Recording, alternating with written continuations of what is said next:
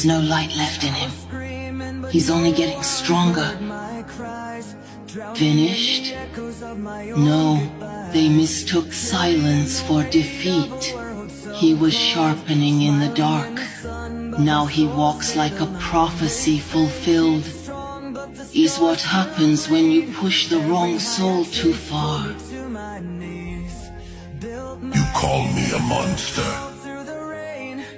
I am what I am because the world willed it.